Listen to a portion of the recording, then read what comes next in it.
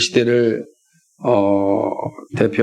표현하자면 아마 첫째로는 자기 자랑 시대, 자기 PR 시대, 둘째로는 스펙 쌓기 시대, 세 번째로는 자기 개발 시대, 넷째로는 성령 시대, 이렇게 말할 수 있을 것 같습니다. 그럴 수밖에 없는 모습들이 요즘 젊은 세대들은 더 많이 이렇게 경험하고 있고 또 부딪히고 있고, 이로 인해서 또 상처를 받기도 하고 때로는 세상을 원망하기도 하고 자신을 이 절망 가운데 떨어뜨리기도 합니다. 억압 가운데 살아가는 그런 시대가 아닌가.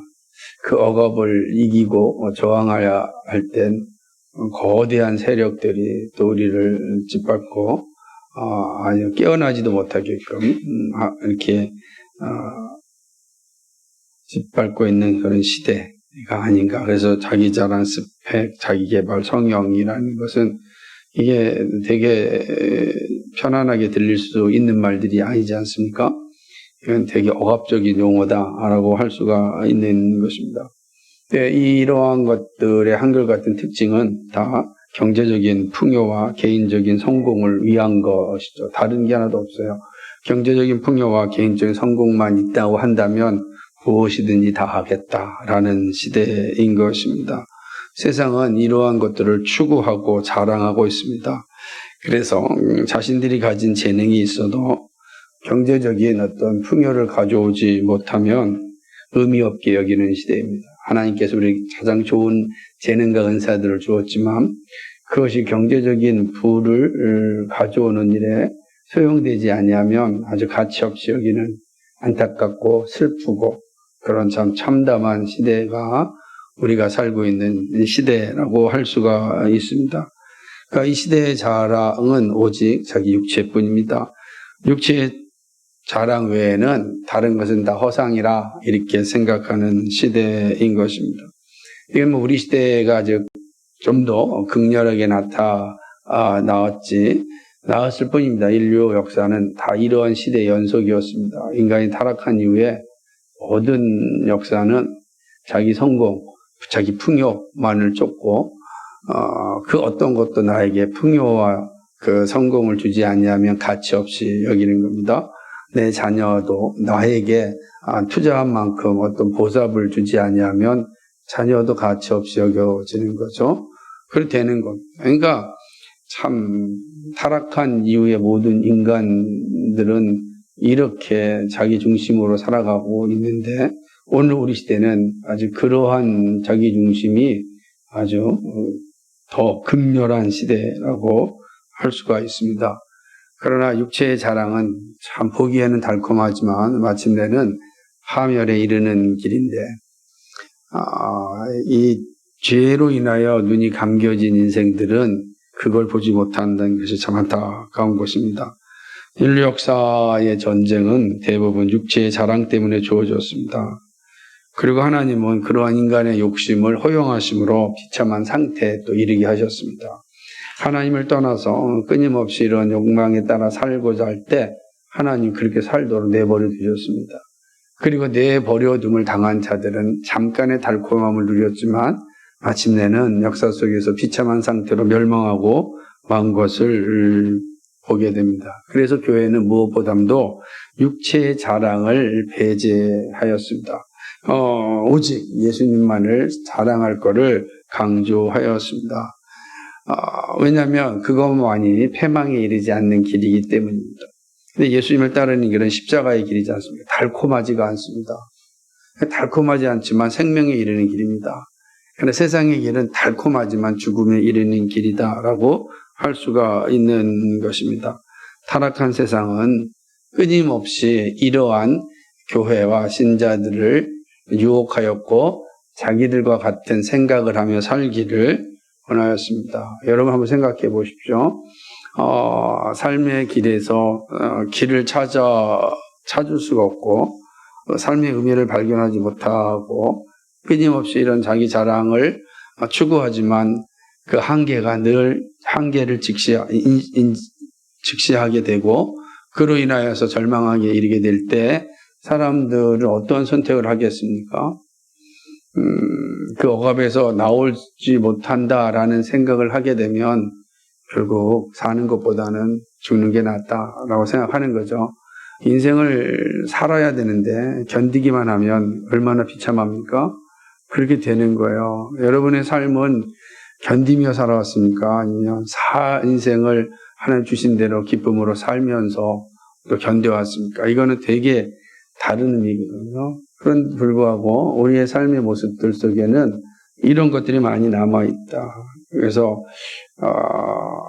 결국은 출구를 찾지 못하면 스스로 자신의 삶을 그냥 방치하거나 또는 죽음에 내버리는 경우가 허다합니다. 그럴 수밖에 없어요. 하나님을 찾지 못한 인간은 자신을 방치합니다. 이 세상의 모든 것과 단절시키며 살아갑니다. 그렇게 되는 것이죠. 그래서 저는 이러한 시대를 우리가 지금 살아가고 있다. 특별히 기독교인들이 우리가 성령 세계관이라는 가르침을 통해서 모든 것은 다 하나님의 주신 선물이고 우리가 죄 짓는 것 외에는 다 영적이다 라고 이렇게 배우는데 놀랍게도 우리가 이 모든 것들을 단절시키고 우리만의 삶을 만들어서 살아가게 되면 하나님이 주신 아름다운 것들을 사용하지 못하는 그런 자리에 이르게 되는 것입니다. 그러한 사람들이 살아가는 삶의 자리는 어떨까? 기쁨도 없고 즐거움도 없는 그런 모습이 아니겠습니까? 그래서 성경은 끊임없이 우리에게 그러한 것들을 쫓지 말고 그런 것들을 추구하는 것이 아니라 우리가 추구하고 따라가고 자랑해야 될 것은 예수 그리스도다라고 강조하는 것이죠. 그죠? 교회도 자칫 잘못하면 육체를 자랑하는 공동체가 되어지면 끔찍한 그런 결론에 이르게 됩니다. 오늘 살펴볼 고린도 교회를 보게 되면 이러한 우리가 지금 말하고 있는 염려, 근심에 빠져 있는 그러한 교회였습니다. 바울이 바르게 가르쳤지만 얼마 지나지 않아 육체를 자랑하는 자리에 빠졌습니다. 여러분 생각해 보십시오. 바울이 가르쳤는데 바울 사도와 저를 비교할 때 누가 탁월하고 뛰어나겠습니까? 저는 바울 사도 훨씬 탁월하고 뛰어나고 성도예요. 사도니까. 그냥 사도를 어떻게 우리가 뛰어넘겠습니까? 근데 그 사도가 가르친 고린도 교회도 육체의 자랑에 빠졌습니다. 그래서 가끔 생각합니다. 제가 그렇게 설교하고 가르쳐도 육체의 자랑에 빠지는 여러분들 볼 때마다 위로를 받는 거예요. 아이고, 사도 바울도 이랬는데. 그죠? 그러나 사도 바울은 뭐라고 얘기합니까? 그러기는 포기하지 않고 오늘도 또다시 해산하는 고통을 내가 감당하겠다. 그게 사도의 길이고 설교자의 길이고 신자의 길입니다. 여러분 한 번, 두 번으로 끝나는 게 아니잖아요. 사도도 이렇게 힘들어했습니다. 육체의 자랑에 빠진 고린도 교회를 볼 때 얼마나 기가 막히겠습니까? 자신의 목숨을 다하고 정말로 교회를 세웠는데 얼마 지나지 않아 이렇게 또 육체를 자랑하는 자리에 빠진 교회를 볼 때 정말 가슴이 아팠습니다. 그러면 배반당하는 기분이니까 그냥 내쳐버려야 되잖아요. 여러분도 그러잖아요. 하도 말 들으지 않으면 내쳐버리지. 뭘 그렇게 안고 갑니까? 그러잖아요. 근데 재밌어요.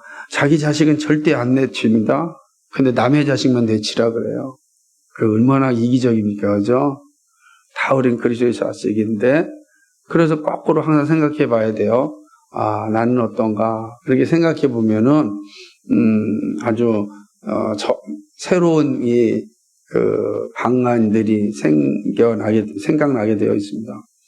고린도 교회는 이렇게 하나님의 사랑으로 말미암아 든든하게 세워졌지만 곧바로 육체의 욕심에 육체의 자랑에 빠진 이런 자리에 이르게 되자 사도 바울은 다시금 편지를 씁니다. 그게 오늘 우리가 읽는 거죠. 다시금 편지를 써서 회복의 자리에 돌아오기를 그 간절한 마음을 전하는 겁니다. 원래 우리가 교회로 모인 것은 육체를 자랑하기 위함이 아니다. 예수 그리스도를 자랑하기 위함이다. 예수 그리스도를 자랑하기 위함이다 라고 하는 것입니다. 그러나 교회에도 육체를 자랑합니다. 그죠? 학력을 자랑하고 또 돈을 자랑합니다. 교인이 많음을 자랑하고 예배당이 큼을 자랑합니다. 그러니까 이 육체를 자랑하는 모습에 참 얼마나 기가 막히겠습니까? 그래서 바울은 다시금 이 서신을 통해서 우리의 자랑이 무엇인지를 확인시키는 것입니다. 우리의 자랑은 예수 그리스도다라는 겁니다. 왜 예수 그리스도를 자랑해야 됩니까? 그건 예수 그리스도가 어떤 분인지를 잘 알아야 되는 것입니다. 예수님을 자랑할 때, 자랑한다고 할 때 우리가 힘써야 할 것은 무엇인가? 그것이 오늘 26절로 31절에 있는 것입니다. 우리가 자랑해야 할 놀라운 사건이 우리에게 있습니다. 그것은 우리를 부르신 주님의 방법입니다. 주님은 우리를 구원으로 부르실 때, 구원자로 부르실 때 세상의 방법대로 부르지 않았습니다. 여러분이 만약에 여러분의 사장님도 계시고 여기 각 직장도 계시니까 거기서 직원들을 뽑을 때 어떻게 뽑습니까? 요즘 이게 예를 들자면 취업을 하려고 아주 열심히 하고 있는데 나는 아무런 스펙도 없는 신입사원인데 아니 이렇게 오랫동안 경력사원이 신입으로 지원하면 기가 막히지 않겠어요? 그죠? 경쟁이 잘 되지 않는 불공정한 사회잖아요. 사실은 회사가 그런 불공정을 없애야 되는 거예요. 신입사원을 뽑는다 그러면 말 그대로 신입사원들을 뽑아야 되잖아요. 근데 보면은 다 경력을 가진 사람인데 나는 신입이다 라고 하는 거야. 그러니까 그 사람도 자신의 경력을 포기한 거죠. 되게 이상한 거죠. 그러면 경력을 뽑는 것이 합당한 것 같은데 그럼 어떻게 달리기를 하는데 100m 달리기를 하는데 처음 뛰는 사람과 50m 앞에서 뛰는 사람이랑 누가 이기겠습니까? 당연히 50m 먼저 뛰는 사람이 이길 수밖에 없는 거죠. 사회가 불공정한 것은 그 나라의 미래도 참 불안한 거예요. 그런데 이게 세상이라는 거예요. 세상은 어떤 자기 직원을 뽑을 때나 사람을 뽑을 때 다 이렇게 앞선 사람을 뽑는 거죠. 그래서 학생들은 다 선행학습 시키는 거 아니겠어요? 다 선행학습 시켜가지고서 먼저 앞자리에 쓰려고 100m 뛰기 전에 50m 먼저 가서 뛰게 하려고 다 선행학습 하는 겁니다. 그러니까 미친 사회가 된 거죠.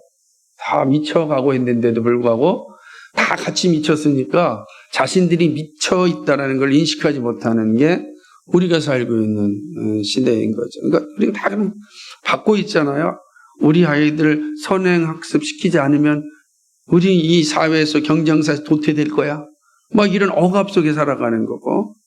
그래서 각종 스펙을 쌓지 못하면 나는 이 세상에서 도태될 거야. 억압 속에 살아가는 미쳐있는 세상인데 누구도 그것을 미쳤다라고 말하지 않고 있는 거죠. 왜? 같이 미쳐있으니까 모르는 거예요. 참 안타까운 현실이 있는 거죠. 그런데 놀라운 것은 예수님이 우리를 부르실 때, 자녀로 부르실 때 이런 방법으로 부르지 않았다는 거예요. 그걸 잘 생각해야 돼요. 구원으로 이 세상에서 가장 위대한 부르심은 주님의 부르심이고 구원으로의 부르심인데 이 구원의 부르심은 세상의 방법이 아니었다라고 하는 거죠.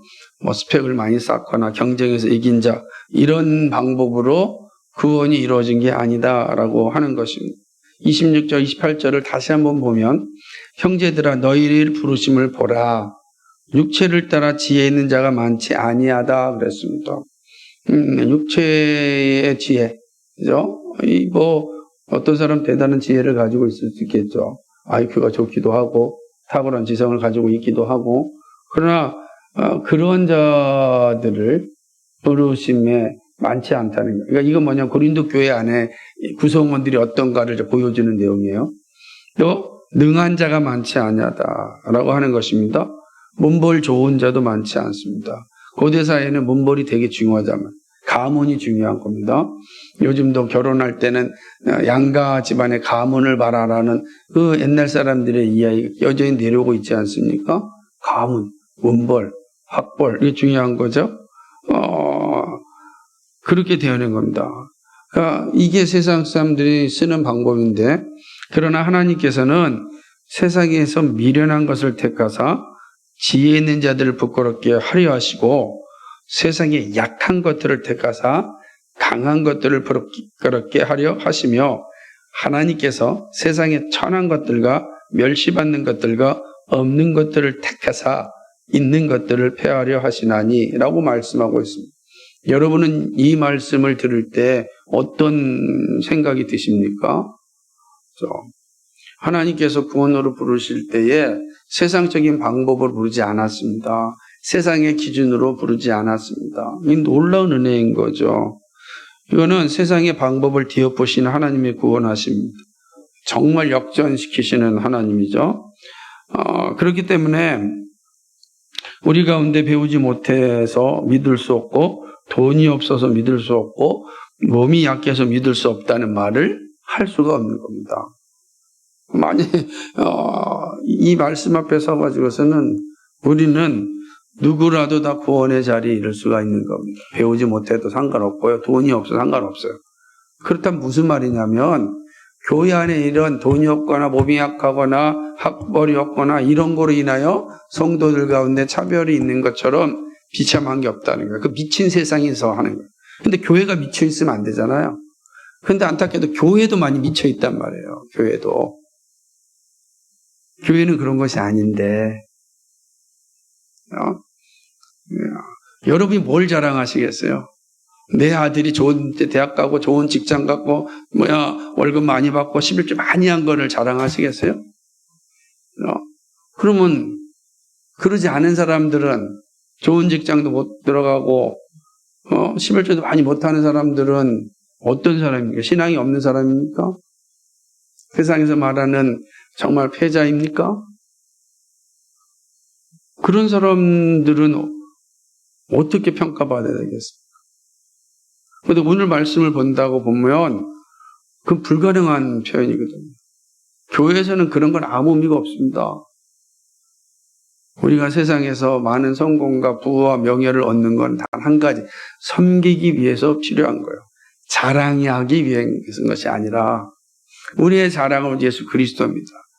그래서 예수 그리스도를 자랑하기 위한 거고, 나에게 주어진 모든 것들은 섬기기 위해서 감사한 거죠. 더 많이 섬길 수 있어서 감사한 거예요. 그리고 그러지 못한 사람은 내가 하나님 더 많이 섬길 수 있도록 기도하는 겁니다. 우리 자랑은 거기에 있는 게 아니기 때문에 그렇습니다. 그죠? 바울은 고린도 교회 성도들의 일반적인 모습을 좀 보여줍니다. 지식이 많이 없고 부자가 많지 않고 좋은 가문의 사람들이 별로 없었습니다. 그런데 하나님은 가진 자, 배운 자, 능력 있는 자를 부르시고 교회를 세우지 않으셨습니다. 하나님 미련한 자, 가난한 자, 멸시받고 천한 자를 부르시고 교회를 세우셨습니다. 저는 한국 교회가 이 말씀에 딱 들어맞는 현장이었습니다. 한국 교회가 처음 선교사님 들어오셨을 때 당시에 한글로 복음을 전했습니다. 그런데 조선시대에서 한글은 천한 사람만 쓰는 글이었습니다. 지식 있는 자, 가문이 있는 자, 문벌이 있는 자들은 다 한문만 썼습니다. 다 한문만 썼다고요? 한문만 쓴 거예요.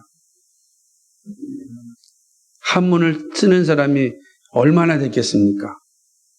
조선시대에 한문을 쓸 수 있는 사람이 얼마나 됐겠어요? 여러분, 조선시대에는 양반이 별로 되지 않아요. 얼마 없어요. 10%? 한 15%밖에 안 되는 거예요. 나머지는 다 평민들이란 말이에요.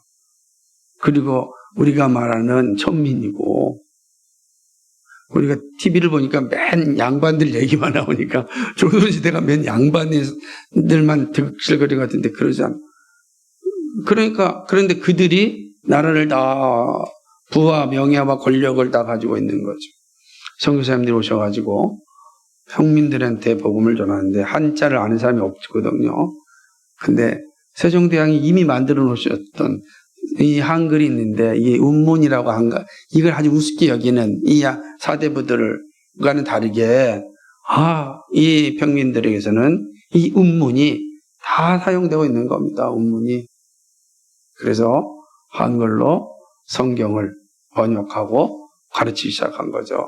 그래서 한글이 우리나라에 보편적으로 많이 사용되게 된 건 이 성경 때문에, 선교사님 성경이죠.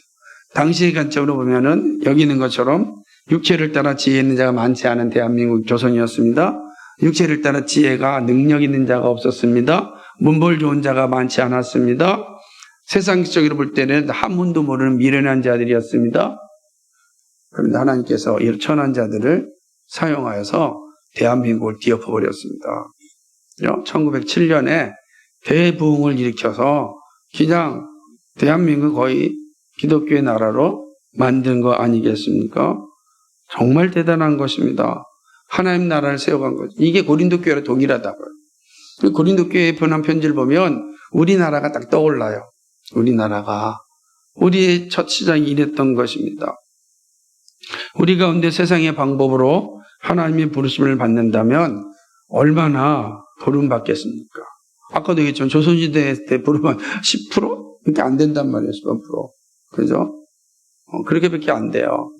지금 우리나라에도 교회 중에 100명 이상 되는 교회 100명을 따진다고 해도 한 20%도 안 돼요. 100명 이상 되는 교회가 전체. 그러니까 1000명 이상 되는 교회는 한 0.몇 %밖에 안 된단 말이에요. 그 나머지 100명 이하의 교회는 교회가 아닙니까? 그 교회 목사는 목사가 아닙니까? 근데 우리가 고린도 교회를 생각하면 정말로 한국 교회의 모습을 다 생각해 볼 수가 있어요. 문제는 교회만 그런 것이 아니라 신자들 스스로도 그렇게 인식을 하고 있다는 것이죠. 그러나 하나님은 그런 방법으로 우리를 부르지 않았어요.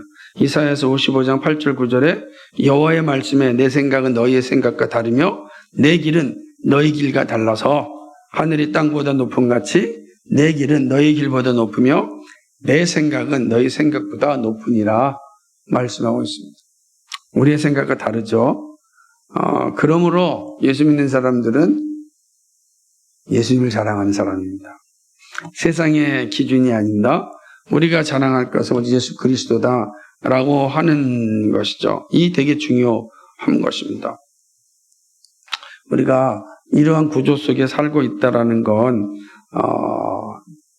우리가 이 천박한 세상 속에 살고 있음에도 불구하고 그리스도께서 정말 우리를 부르사 하나님의 자녀로 삼아주셨다는 사실이 얼마나 위대하고 놀라운 것인지 모릅니다. 그건 전적인 하나님의 은혜죠. 그래서 정말 하나님께서 우리를 부르실 때 세상의 방법이 아니라 하나님 나라의 방법으로 부르셨구나. 그럼 교회는 어떤 것입니까? 하나님의 방법으로 부르신 자들의 공동체예요. 그러니까 여기서 우리는 세상의 것을 자랑할 것이 아니라는 거죠. 그것으로 서로를 분별하거나 이게 해서는 안 된다는 거예요. 우리는 젊은 사람들 볼 때, 자녀들을 볼 때도 다 마찬가지입니다. 저들이 주님께 부름받았다는 그 사실이 가장 위대한 거예요. 주님께서 자녀로 부름받았으신 거예요. 그것만큼 위대한 게 어디 있어요? 그러니까 우리는 그 자체로 서로 존중하고 그 자체로 사랑하고 그 자체로 격려하고 그렇게 살아야 하는 것입니다.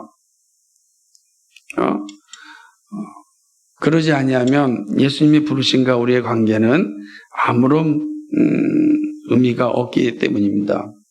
바울은 예수님을 자랑한다고 할 때 허공을 치거나 남의 경험을 도용하는 방식으로 자랑하지 않았습니다. 예수님을 자랑할 때 아주 분명한 지식 가운데 자랑하였습니다. 30절 말씀이 이 사실을 강조합니다. 읽어볼까요? 너희는 하나님께로부터 나서 그리스도 예수 안에 있고 예수는 하나님께로 나와서 우리에게 지혜와 의로움과 거룩함과 구속함이 되셨으니 아멘. 여기서 보게 되면 바울이 예수님을 자랑하는 그 시작점이 뭔가 바로 죄인을 구원하시는 하나님의 지혜를 자랑하였습니다. 이 놀라운 지혜다. 이게 어떻게 세상 사람들이 생각할 수 있겠습니까? 생각할 수 없는데 그게 정말로 놀라운 하나님의 지혜다. 죄인을 구원하시는 하나님의 지혜. 이건 오직 하나님만 알 수 있는 겁니다. 부패한 인간은 알 수 없습니다. 그런데 하나님의 지혜가 인간의 구원을 이루신 것입니다. 놀라운 거죠. 하나님의 지혜는 무엇입니까? 그래서 바로 우리가 1장 앞쪽에 살펴봤던 내용인데 예수 그리스도의 십자가입니다. 그러니까 예수 그리스도의 십자가의 은혜로 우리의 죄를 용서하시고 우리를 죄 없는 존재로 만들어 주셨습니다. 이것은 사람의 지혜에서 나올 수 없습니다. 하나님이 사람이 되시고 하나님이 죽으시고 하나님이 다시 살아나심으로 우리의 죄를 완전히 없애 주셨습니다. 누구든지 예수 그리스도를 믿으면 천국을 상속받게 되어 있습니다. 이게 하나님의 지혜라. 그러니까 우리 예수 그리스도를 믿으면 우리는 천국을 상속받는데 놀라운 것은 우리가 예수를 믿는 것도 하나님께서 지혜를 주셨기 때문입니다. 그래서 우리가 종종 오해하는 것 가운데 하나가 뭐냐면 우리 인류는 죄로 말미암아 죽은 존재였다는 걸 자꾸 망각해요. 그러니까 창조만 생각하고 타락을 자꾸만 잊어버려요. 근데 우리는 죄인이에요. 죽은 자예요. 소망이 없는 자였습니다. 그런데 소망을 갖게 된 거예요. 소망을 하나님으로 부르셨기 때문에 그 부르신 하나님의 부르심을 받았다는 것을 확실히 알려주기 위하여 믿음을 주신 거예요. 우리가 어떻게 믿음을 가졌습니까? 부르셨기 때문에 믿음이 있는 겁니다. 이게 하나님의 지혜죠. 그 부르신 자가 하나님의 공의로 말미암아 우리가 온전한 의인이 될 수 있었다는 건 하나님께서 자신이 십자가에 죽으심으로 그 모든 일을 이루신 것입니다. 놀라운 거죠. 그래서 이 자랑은 그를 구원하신 하나님의 지혜를 자랑하는 것입니다. 또한 오늘 30절에 우리가 자랑해야 될 것은 의와 거룩함이죠. 우리를 의롭게 하시고 우리를 거룩하게 하셨다. 칭의와 성화. 여러분 죄인이 스스로 의롭게 될 수가 없습니다. 그래서 이 땅의 모든 문학이나 그다음에 예술이나 그리고 또 대중문화나 현실을 그대로 드러내는 리얼리티한 게 아주 실체적인 그 글을 쓰는 모든 작품은 다 세상이 비참한 거예요. 끔찍한 거예요. 선한 것을 못 그려요. 실제로 선한 게 없으니까 못 그립니다. 우리나라 영화 중에 범죄도시라고 하는 천만이 본 자, 그게 뭐예요? 도시가 범죄도시라는 거예요. 그걸 왜 봅니까? 그게 사실이에요. 이 사회가 범죄도시이기 때문에 있는 거죠. 정직하게 이 세상을 보게 되면 끔찍해요. 죄악된 세상, 부패된 세상의 실제는 더럽고 추하고 그런 것입니다. 그런 세상에서 내가 의롭게 되고 거룩하게 될 수 있는 게 가능하겠습니까? 불가능하단 말이에요. 그런데 하나님께서 우리를 의롭게 여겨주시고 거룩하게 하여 주신 겁니다. 놀라운 거죠. 여러분이 어떻게 거룩하게 살 수 있습니까? 우리는 거룩하게 살 수 있는 능력이 없어요. 우리는 조금만 여유만 주어지고 기회만 주어지면 다 부패하게 살아갑니다. 내가 좀 더 많은 지식을 갖거나 더 많은 부를 가지면 지식이 없는 사람들, 가난한 사람들 무시하는 걸 쉽게 합니다. 아주 쉽게 해요. 네. 그렇습니다. 제가 또 축구 얘기해서 뭐 하는데 축구하다 보면은 축구를 좀 잘하는 목사님들이 조금 축구를 못하는 목사님들을 얼마나 아주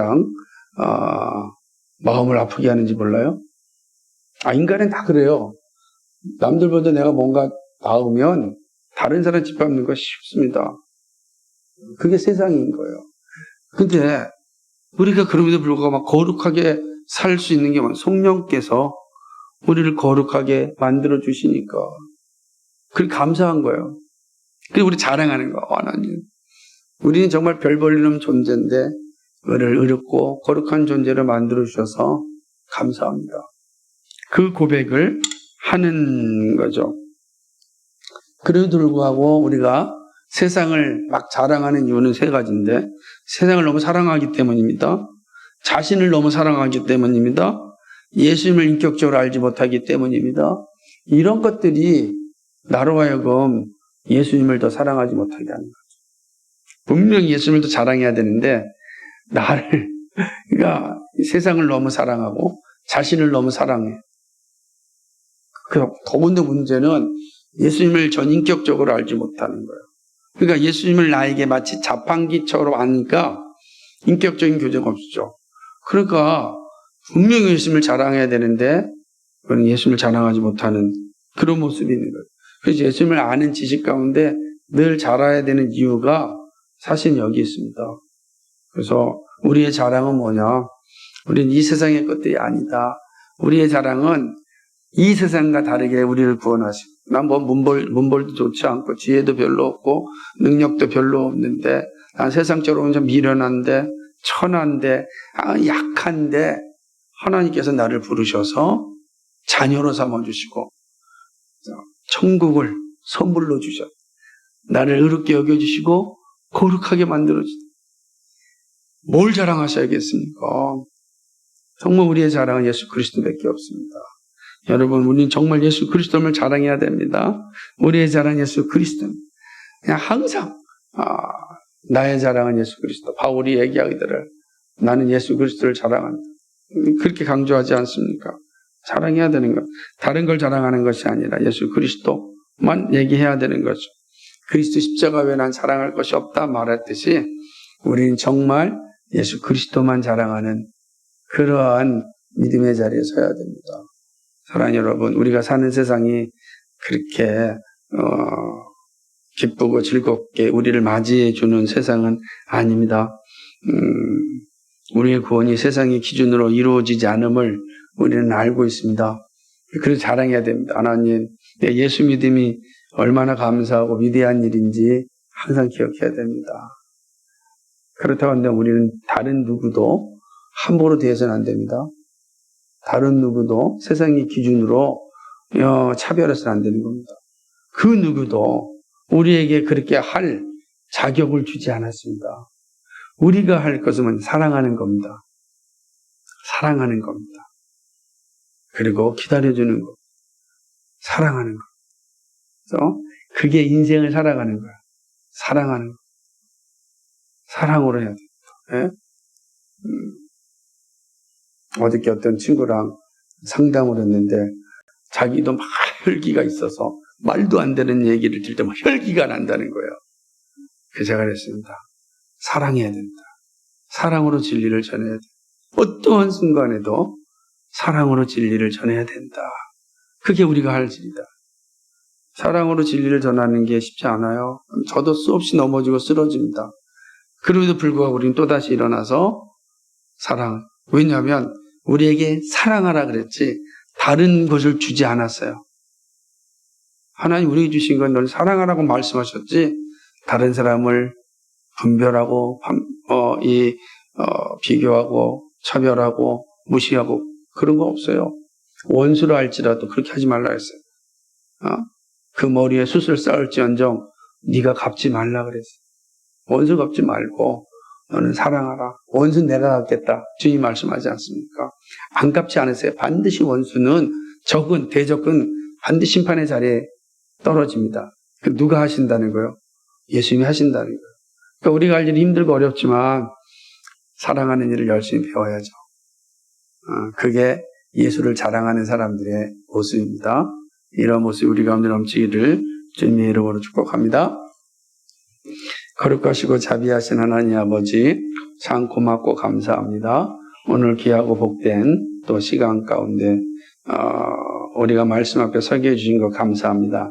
하나님 아버지 우리가 이 세상에서 살아갈 때 우리의 자랑이 오직 예수 그리스도만 되어야 함을 다시금 확인합니다. 예수 그리스도만 자랑하고 이 세상을 향하여서는 예수 그리스도의 사랑으로 사랑하는 그런 우리의 삶이 될 수 있도록 인도하여 주옵소서. 사랑으로 진리를 전하는 그런 우리의 삶이 되게 하여 주옵소서. 어렵고 힘들지만 성령님 도와주셔서 사랑으로 진리를 전할 수 있도록 주님 함께하여 주옵소서. 감사합니다. 예수 그리스도의 받들어 기도합나이다. 아멘.